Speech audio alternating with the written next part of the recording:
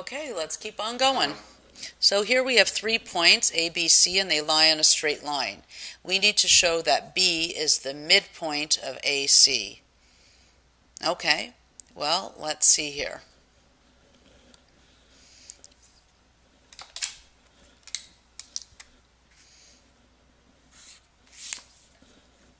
So we have this point. Actually, let me do it this way. It's better for you to see it this way. Okay.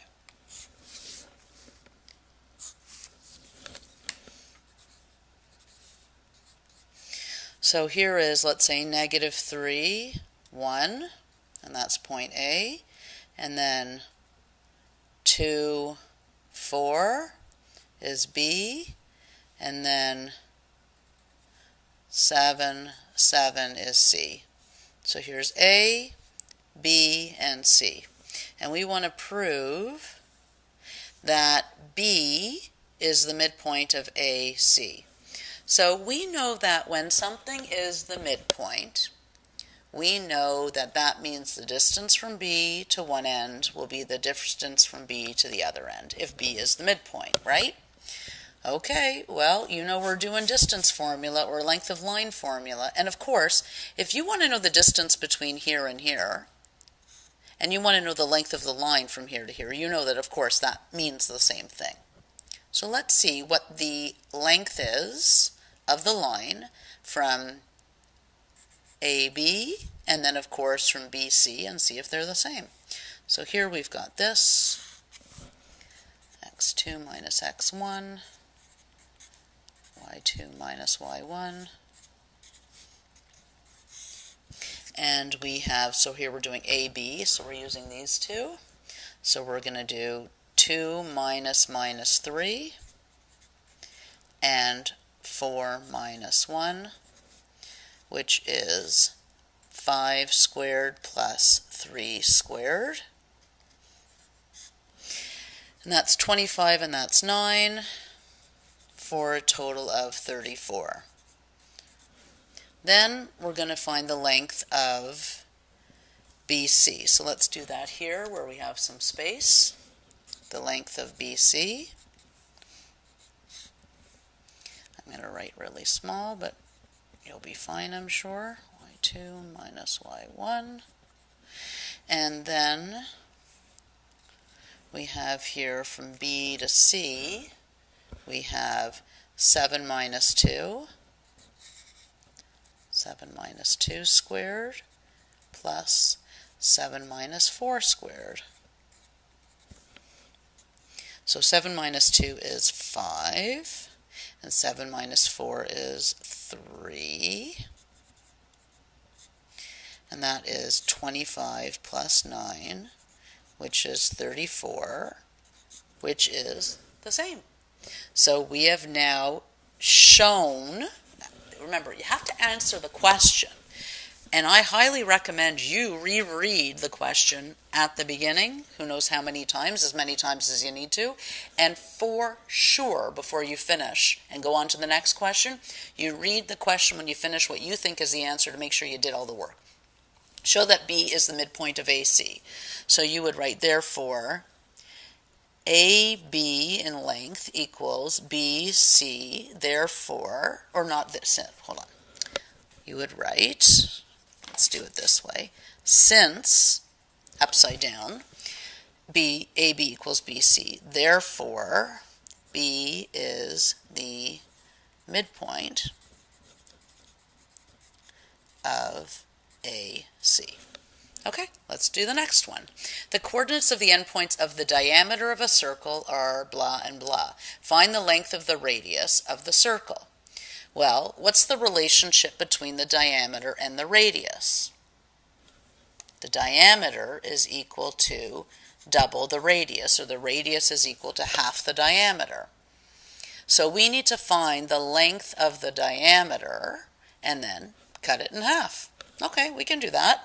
So let's see, the length is equal to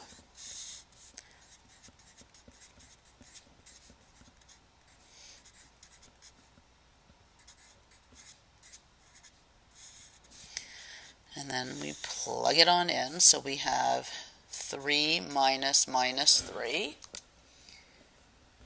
And then we have 3 minus minus 5, which is 9 plus, 9 squared. What am I doing? What am I doing? I'll tell you what I'm doing. I'm making a mistake. So 3 plus 3 is 6 squared plus 3 plus 8 is 8 squared. And if you're thinking, well, why are these pluses when they should be minuses? Remember, we're subtracting a negative, and when we do, a negative times a negative is a positive. So here we've got the root of 36 plus 64, which is, I'm going to write it here, that is the root of 100, otherwise known as 10. So since the diameter is equal to 10, therefore the radius is equal to 5, and we write U for units because we don't have units like centimeters or something like that. Okay, that's what we do there. Let's try another one. A quadrilateral has vertices D, E, F, G. Determine the length of the diagonals to the nearest length. To the nearest tenth, I mean. So here we're going to use our calculator to round it off. If we have D at 2, 6, so there's 2, 2, 4, 6, there's 6, there's D. E is 3, 3. F is negative 3, 1. And G is negative 4, negative 4, negative 4. Yep, that looks like a quadrilateral. Of course, you can use a ruler. And there's your quadrilateral. So now what we need to do is we need to find the lengths of the diagonals. So the reason I graph this first is so it's easy for you to see that EF is a diagonal and DG is a diagonal. Because here you don't, it might be hard for you to visualize, does D go with E or F or G? But here when it's drawn, it's easy to see what the lengths are.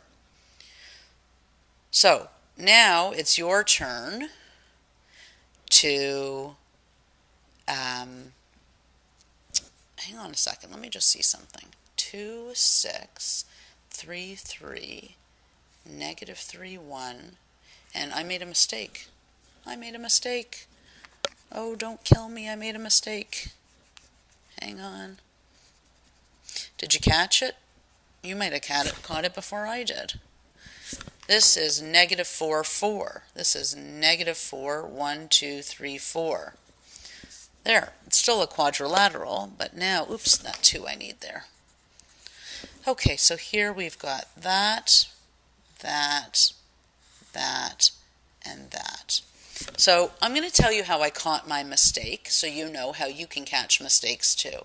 The next part of this question is verify that the quadrilateral is a rectangle.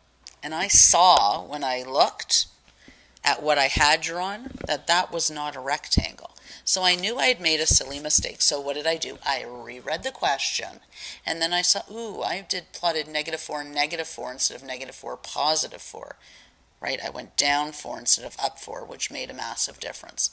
So as you can see, I'm very comfortable showing you that I make mistakes. Obviously, everything I do isn't an error. Obviously, why in the world would I be making math videos? But I will from time to time make a mistake because I'm not perfect. And you're not perfect either.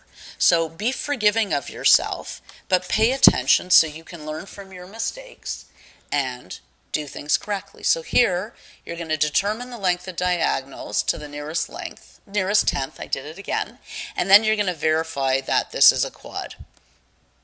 Okay, so I said we were going to take a break, but let's just do this one, and then we'll take a break.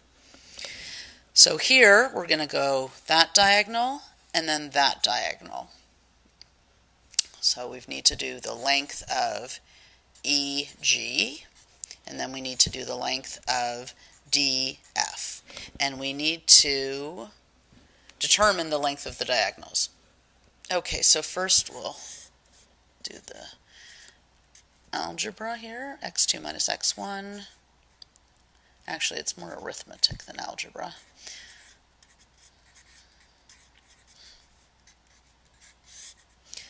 And EG, so that's negative 4 minus 3 and 4 minus 3. So that is negative 7 squared plus 1 squared, which is, that's 49, and 1 is root 50. Here, first of all, do you have a guess as to whether or not these are going to be the same or different? All right, well, let's see. x2 minus x1 and y2 minus y1. And we've got df. Very important you write it here so you know which points you're using. So we've got x and x, and then y and y. So that is minus 5 squared, and that is minus 5 squared.